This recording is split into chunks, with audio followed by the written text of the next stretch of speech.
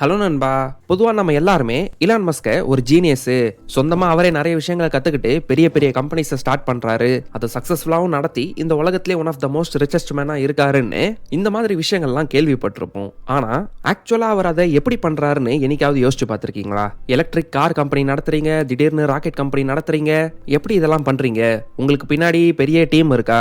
யார் உங்களோட ராக்கெட் கம்பெனியோட சீஃப் இன்ஜினியர் அப்படின்னு நிறைய பேர் இவரை இன்டர்வியூஸ்ல கேட்கறப்ப, இல்ல ஃபண்டிங் தேவைன்னு இன்வெஸ்டர்ஸ் கிட்ட போகிறப்ப, நான் தான் அந்த சீஃப் இன்ஜினியர், உங்களுக்கு என்ன கேள்வி வேணுமோ கேளுங்கன்னு இன்வெஸ்டர்ஸ் கிட்டையும் இன்டர்வியூ எடுக்கிற மீடியா பீப்புள் கிட்டையும் இவர் நிறைய இடத்துல அனௌன்ஸ் பண்ணியிருக்காரு. இதை கேட்டுட்டு, என்ன நீங்க தான் சீஃப் இன்ஜினியரா? நீங்க கம்ப்யூட்டர் சாஃப்ட்வேர் தானே பேபால்ல ரெடி பண்ணீங்க, எப்படி இதெல்லாம் கத்துக்கிட்டீங்க? நீங்க கத்துக்கிட்ட விஷயத்துல அவ்வளவு கான்பிடென்ட்டா இருந்து பேபால்ல இருந்து வெளியே வரும்போது கிடைச்ச மொத்த பணத்தையும் எப்படி ஒரு புது எலக்ட்ரிக் கார் கம்பெனிலையும் ஒரு புது ராக்கெட் கம்பெனி ஆரம்பிக்கிறதுக்கு இன்வெஸ்ட் பண்ணீங்கன்னு எல்லாருமே ஆச்சரியமா பார்ப்பாங்க. ஆனா இலான் மஸ்க்கு இந்த அளவுக்கு கான்பிடன்ஸ் வந்து அவர்கிட்ட இருந்த எல்லா பணத்தையும் 2 புது கம்பெனிஸ்ல இன்வெஸ்ட் பண்ணி அதை பெரிய லெவலுக்கு சக்சஸ்ஃபுல்லா கொண்டு போனதுக்கு மெயினான காரணம் வந்து அவர் ஃபாலோ பண்ற ஒரு திங்கிங் பேட்டர்னுக்கு தான் ரொம்ப அதிகமா கிரெடிட் கொடுக்கறாரு. அந்த திங்கிங் பேட்டர்னோட பேரு தான் first principle thinking. First principle திங்கிங்கா அப்படின்னா என்னன்னு கேட்டீங்கன்னா, இப்போ உங்க கையில பெருசா நகம் வளர்ந்துருச்சு, இந்த நகத்தை வெட்டலாம்னு நீங்க நினைக்கிறீங்க. ஆனா நீங்க நெயில் கட்டர் எடுத்த உடனே, டே 6 மணிக்கு மேல டைம் ஆயிடுச்சுரா, இதுக்கு மேல நகலாம் வெட்டக்கூடாதுன்னு உங்க வீட்டுல சொல்றதை கேட்டிருப்பீங்க. ஏன் அப்படி சொல்றீங்கன்னு கேட்டா, வீட்டுக்கு நல்லது இல்ல, தரித்திரம் அப்படி இப்படின்னு அந்த காலத்துல இருந்து சொல்லிட்டு இருக்க ஒரு விஷயத்த இப்பவும் சொல்லுவாங்க. இல்ல நம்ம அப்பா அம்மா வந்து நம்ம தாத்தா பாட்டி எல்லாம் நைட்ல நகை வெட்டக்கூடாதுன்னு அவங்களுக்கு சொல்லி வளர்த்ததுனால அதே விஷயங்களை நமக்கும் சொல்லுவாங்க. ஆனா ஏன் வெட்டக்கூடாதுன்னு கேட்கறப்ப ஒரு நேரத்துல ஒரு ரீசன் கொடுப்பாங்க. பட் அது எல்லாமே வந்து ஒரு கன்வின்சிங்கான காரணமா தெரியாது. ஆனா ஏன் அந்த காலத்துல மனுஷங்க இப்படி சொல்லிட்டு இருந்தாங்கன்னு நீங்க யோசிச்சு பாத்தீங்கன்னா, அதோட பேசிக் ஃபண்டமெண்டல் ரீசன் என்னன்னு நீங்க தெரிஞ்சுக்கணும்னு நினைச்சீங்கன்னா, அதை பத்தி கொஞ்சம் யோசிச்சு பாத்தீங்கன்னா, அந்த காலத்துல கரண்ட் இல்லாததுனால இல்ல இன்கன்சிஸ்டன்டா எலக்ட்ரிசிட்டி இருக்கிறதுனால 6 மணிக்கு மேல நைட் டைம்ல வந்து லோ டிம்மான விளக்கு லைட் வெளிச்சத்துல நீங்க நகம் வெட்ட ட்ரை பண்ணும்போது உங்களே இன்ஜூர் பண்ணிக்கிறதுக்கு அதிகமான சான்சஸ் இருக்கு. இந்த ஷார்ப்பான நகம் வந்து அங்க இங்க மிஸ் ஆகி போயிடுச்சுன்னா, யாராவது இருட்டுல நடந்து போகும்போது ஷார்ப்பா இருக்க அந்த நகம் அவங்க காலில் படுறதுக்கு சான்ஸ் இருக்கு. இல்ல உங்க வீட்டுல சின்ன குழந்தைங்க இருக்காங்கன்னா, கண்ணுக்கு தெரியாம மிஸ் ஆகி போற இந்த நகம் பீசஸ் வந்து அந்த குழந்தைங்களுக்கு கையில கிடைச்சி எதை எடுத்தாலும் வாயில போட்டுக்கிற பழக்கம் இருக்கிறதுனால அவங்களுக்கு எதுவும் டைஜஸ்டிவ் இஷ்யூஸ் வந்துடக்கூடாதுன்ற காரணத்துக்காக, அதாவது பிராக்டிக்கலா இந்த மாதிரி நடக்கக்கூடிய விஷயங்களை அவாய்ட் பண்றதுக்கு தான் அந்த காலத்துல இருந்து இன்கன்சிஸ்டன்டான பவர் சப்ளை இருக்கிறப்ப இதெல்லாம் ஃபாலோ பண்ண சொல்லியிருப்பாங்க. இப்படி கரண்ட் இல்லாத நேரத்துல சொல்லி கொடுத்த அந்த விஷயங்களை காலப்போக்கில் கேள்வியே கேட்காம இப்போ வரைக்கும் ஃபாலோ பண்ணிட்டு இருக்கிறதுனால தான் இன்னி வரைக்கும் இந்த மாதிரி விஷயங்களை நம்ம ஃபாலோ பண்ணிட்டு இருப்போம். ஏன்னா இருக்கிற சிச்சுவேஷனை அப்படியே ஃபாலோ பண்ணிட்டு நிறைய பேர் வந்து ஏன் எதுக்குன்னு குவெஸ்டின் பண்ண மாட்டோம். அதோட ஃபண்டமெண்டல் பேசிக் உண்மைகளை கண்டுபிடிக்க மாட்டோம். ஆனா இந்த ஃபண்டமெண்டல் பேசிக் ரீசனிங்கை ஃபைண்ட் பண்ணி அங்கிருந்து யோசிக்க ஆரம்பிக்கணும்னு தான் இந்த ஃபர்ஸ்ட் பிரின்சிபல் கான்செப்ட் சொல்லுது. ஆனா பொதுவா நம்ம மனுஷங்க எல்லாமே இப்படி யோசிக்காம இது வரைக்கும் எல்லாருமே எப்படி ஒரு விஷயத்த பண்றாங்கன்னு பார்த்து அதோட நெக்ஸ்ட் இம்ப்ரூவ்டு வெர்ஷன் எப்படி இருக்கும்னு யோசிச்சு தான் வேலை செய்ய ஆரம்பிப்பாங்க.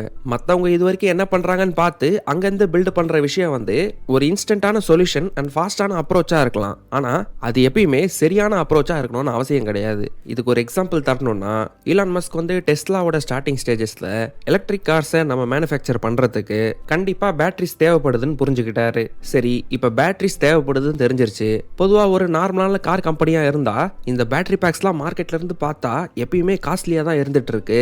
சரி, பேட்டரினாலே காஸ்ட்லியா தான் இருக்கும்னு நினைச்சுக்கிட்டு இந்த பேட்டரிஸை எந்த கம்பெனிஸ் ரெடி பண்றாங்க, யார் இருக்கிறதுல பெஸ்ட் குவாலிட்டியில பண்றாங்க, அதே நேரத்துல லோ காஸ்டாவும் கொடுக்குறாங்க, அதிகமா ஆர்டர் பண்ணும்போது யாரு பெட்டர் டீல்ஸ் கொடுக்குறாங்கன்னு இந்த மாதிரி எல்லாம் யோசிப்பாங்க. ஆனா இலான் மஸ்க் வந்து நம்ம ஃபர்ஸ்ட் பிரின்சிபல் அப்ரோச்சை இங்க யூஸ் பண்ணோம்னா, பேட்டரிஸ் காஸ்ட்லியா தான் இருக்குன்னு ஒத்துக்காம ஏன் இது காஸ்ட்லியா இருக்குன்னு யோசிப்பாரு. அதோட பேசிக்கான உண்மைகள் என்னன்னு கண்டுபிடிக்க பார்ப்பாரு. இந்த பெர்ஸ்பெக்டிவ்ல யோசிக்கிறப்ப ஒரு பேட்டரிக்குள்ள என்ன இருக்கு, லித்தியம், நிக்கல், கோபால்ட், அலுமினியம், கார்பன்னு இது எல்லாத்தையும் ஸ்பெசிபிக் அரேஞ்ச்மெண்ட்ல வச்சுட்டு அதை கவர் பண்றதுக்கு ஸ்டீலை ஒரு கேன் மாதிரி மாத்தி அதுக்குள்ள இந்த மெட்டீரியல்ஸ் எல்லாம் ஒரு ஸ்பெசிபிக் அரேஞ்ச்மெண்ட்ல வைக்கிறாங்கன்னு, சில பாலிமர்ஸையும் ஆட் பண்றாங்கன்னு அவர் பேசிக்கான விஷயங்களை புரிஞ்சுக்கிட்டாரு. சரி, இதுக்குள்ள இருக்க பொருள் இதெல்லாம் தானா, இதை லண்டன் மெட்டல் எக்ஸ்சேஞ்சில் மாஸ் குவான்டிட்டியில வாங்கினா அதுல நமக்கு அதிகமா பிரைஸ் டிஃபரன்ஸ் வருதா, இந்த மாதிரி இந்த பொருள்லாம் வாங்கி இந்த பேட்டரி பேக்ஸை நம்மளே ரெடி பண்ண ட்ரை பண்ணா குவாலிட்டியிலையும் காம்ப்ரமைஸ் பண்ணிக்காம அவங்க பண்றதை விட சீப்பா பண்ண முடியுமான்னு யோசிப்பாரு. இதுதான் ஃபர்ஸ்ட் பிரின்சிபல்ஸ் திங்கிங்கோட கோர் கான்செப்ட். ஒரு ப்ராப்ளத்தை நம்ம ஃபேஸ் பண்ணும்போது ஒய்னு கேட்டு அதோட டீப்பான ஃபண்டமெண்டலான பேசிக்கான உண்மைகள் வரைக்கும் போகணும். எக்ஸாம்பிளுக்கு சொல்லணும்னா, பூமியில ஒரு ஹைட்ல இருந்து குதிச்சா கிராவிட்டி வந்து நம்மள கீழே கொண்டு வந்துடும். மேக்னெட்டும் இரும்பும் ஒட்டும்.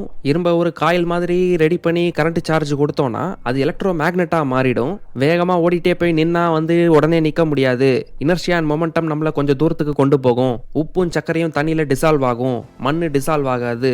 இந்த மாதிரி சில விஷயங்கள் தான் அந்த பேசிக்கான உண்மைகள். இந்த உண்மை வரைக்கும் போயிட்டு அங்கிருந்து நம்ம பில்ட் பண்ண ஆரம்பிச்சாதான் நமக்கு கிடைக்கணும்னு நினைக்கிற விஷயத்த ஒரு வித்தியாசமான அப்ரோச்ல இருந்து நம்ம செஞ்சு பார்க்க முடியும். ஆனா இந்த மாதிரி ஒரு விஷயத்த பேசிக் லெவல்ல இருந்து யோசிக்கிறதுன்றது எல்லாராலையும் முடியாது.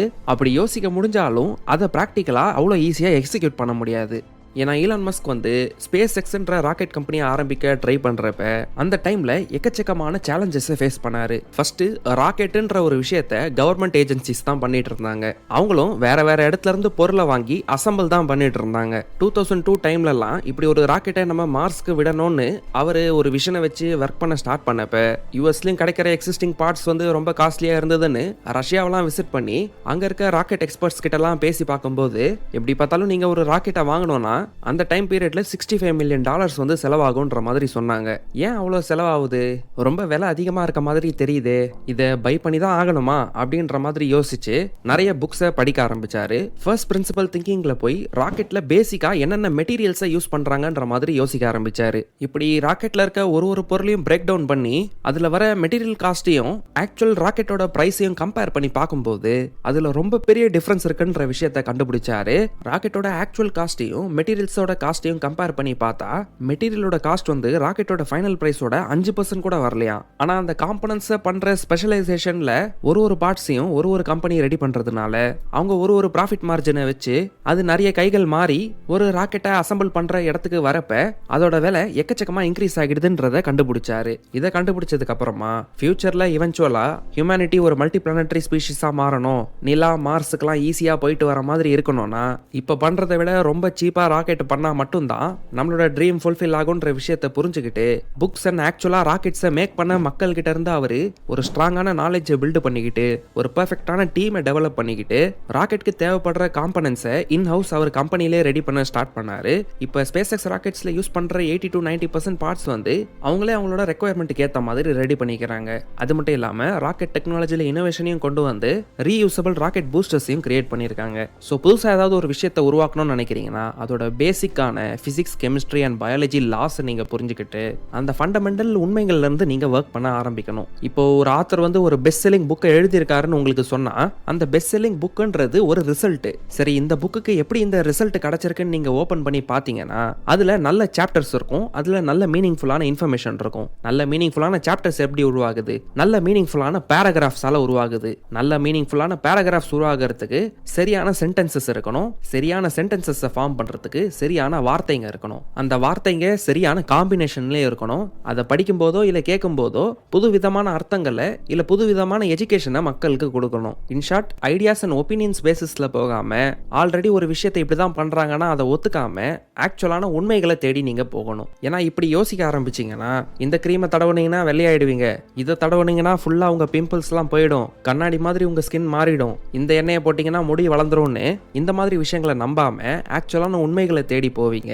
பேசிக்கான விஷயங்களான டயட், ஒர்க் அவுட் அண்ட் ஸ்லீப்ல ஃபோக்கஸ் பண்ணுவீங்க. ஏன்னா நம்ம வாய்க்குள்ள என்ன போடுறோமோ அதுதான் வயிற்றுக்குள்ள போய் டைஜஸ்ட் ஆகி எனர்ஜியை கொடுக்கறது மட்டும் இல்லாம நம்ம உடம்புல இருக்க ஒரு செல்லுலையும் ஒரு மாற்றத்தை உருவாக்கும். ஸோ பாடியோட ஹெல்த் கண்டிஷனை நம்ம சரி பண்றதுக்கு first diet, work out and ஸ்லீப்பை ஃபிக்ஸ் பண்ணிட்டு அப்பயும் எந்த சேஞ்சஸ் வரலன்னா தான் அடுத்த லெவலான ஸ்ட்ரெஸ் மேனேஜ்மெண்ட், ரிலாக்ஸ்டா இருக்கிறதுன்னு இந்த விஷயங்கள்லாம் உங்களோட ஹெல்த்ல சில டிஃபரன்சஸை காட்ட ஆரம்பிக்கும். இதுக்கப்புறமும் ரிசல்ட்ஸ் நீங்க எதிர்பார்த்த மாதிரி வரலனா தான் டாக்டர்ஸ் கிட்ட கன்சல்ட் பண்ணி உங்க பாடியில என்ன ஸ்பெசிஃபிக்கான ப்ராப்ளம் இருக்கு, உங்க பாடியோட ஃபண்டமெண்டலான உண்மை என்ன, அதோட பேஸ் லைன் என்னன்னு நீங்க தெரிஞ்சுக்கிட்டு அதுக்கு தகுந்த மாதிரி சொல்யூஷன்ஸை பண்ண முடியும். மேபி அதுக்கு மெடிக்கல் டெஸ்ட், டயக்னோஸ்டிக்ஸ்லாம் ஹெல்ப் பண்ணலாம். பட் நீங்க ஹெல்த்ல எந்த சேஞ்சஸை கொண்டு வரணும்னாலும், எக்ஸாம்பிளுக்கு வெயிட் லாஸ் பண்ணணும்னு நினைச்சீங்கன்னா அதோட ஃபண்டமெண்டல் ட்ரூத்ஸ் என்னது, முன்னாடி சாப்பிட்றத விட ஒரு நாளைக்கு கலோரி கவுண்ட் கம்மியா சாப்பிடணும், அதிகமா எக்ஸசைஸ் பண்ணணும். சரியான வழியில வெயிட் கெயின் பண்ணணும்னு நினைச்சீங்கன்னா நல்ல குவாலிட்டியான கலோரிஸை சாப்பிடணும், அதே நேரத்தில் ஒர்க் அவுட்டும் பண்ணணும். ஏன்னா வெயிட் கெயின் பண்றேன்னு ஜங்கா சாப்பிட்டுட்டு எக்ஸசைஸும் பண்ணாம இருந்தோம்னா நம்ம எதிர்பார்த்த மசில்ஸ் நமக்கு கிடைக்காம வெயிட் கெயின் ஆகும். ஆனா அதுல மேஜர் பர்சன் நம்மள அன்ஹெல்தியா மாத்திர ஃபேட்டா இருக்கும். ஏன் நம்ம ஒரு வெல்தியான பர்சனா மாறணும்னு நினைச்சாலும் அதோட ஃபண்டமெண்டல் ட்ரூத்ஸ் என்னது, பேசிக்கான மேக்ஸ் உங்களுக்கு தெரியணும். அதாவது addition, subtraction, multiplication, division, averages, percentages இதெல்லாம் சரியா புரிஞ்சுக்கிட்டு நீங்க எந்த ஒரு மூவ் எடுத்தாலும் உங்ககிட்ட இருக்க பணத்தோட வேல்யூ அடிஷனா போயிட்டே இருக்கணுமே தவிர சப்ராக்ஷன் ஆகக்கூடாதுன்ற மாதிரி ஒரு மைண்ட் செட்டோட நீங்க எடுக்கிற ஸ்டெப்ஸ் எல்லாம் எடுக்கணும். இதை தான் ரிச் டாட் புவர் டாட் புக்ல அசெட்ஸை சம்பாதிச்சுட்டே போங்க, லயபிலிட்டிஸை அவாய்ட் பண்ணுங்கன்னு சொல்லியிருப்பாங்க. ஸோ எந்த ஒரு விஷயத்திலையும் மாற்றத்தை கொண்டு வரணும்னு நினைச்சீங்கன்னா ஓப்பன் மைண்டடா இருங்க. ஏதாவது உங்களுக்கு பிடிக்காத விஷயத்த மாற்றணும்னு நினைக்கிறீங்கன்னா அதுக்கு இந்த ஃபர்ஸ்ட் பிரின்சிபல் அப்ரோச்சை எடுங்க. ஆழமா யோசிங்க, பேசிக் லெவலுக்கு போங்க. ஏன்னா பேசிக் லெவல்ல இருந்து யோசிச்சு பில்டப் பண்ணும்போது நம்ம இன்னும் பெட்டரான சொல்யூஷன்ஸ் கண்டுபிடிக்கிறதுக்கு நிறைய சான்சஸ் இருக்கு. உங்களுக்கு இந்த வீடியோ பிடிச்சிருந்தா லைக் பண்ணுங்க, கமெண்ட் பண்ணுங்க, உங்க ஃப்ரெண்ட்ஸ் அண்ட் ஃபேமிலியோட ஷேர் பண்ணுங்க. இலான் மஸ்கோட பயோகிராஃபி வீடியோவை பார்க்கணும்னு நினைச்சீங்கன்னா இங்க கிளிக் பண்ணி பாருங்க. சேனலுக்கு இன்னும் சப்ஸ்கிரைப் பண்ணலாம், சப்ஸ்கிரைப் பண்ணிட்டு டிஸ்கிரிப்ஷன்ல இருக்க லிங்க்ல இருந்து எங்களை வாட்ஸ்அப், டெலிகிராம் அண்ட் இன்ஸ்டாகிராம்லயும் ஃபாலோ பண்ணுங்க. கடைசியா தேங்க்யூ ஃபார் வாட்சிங்.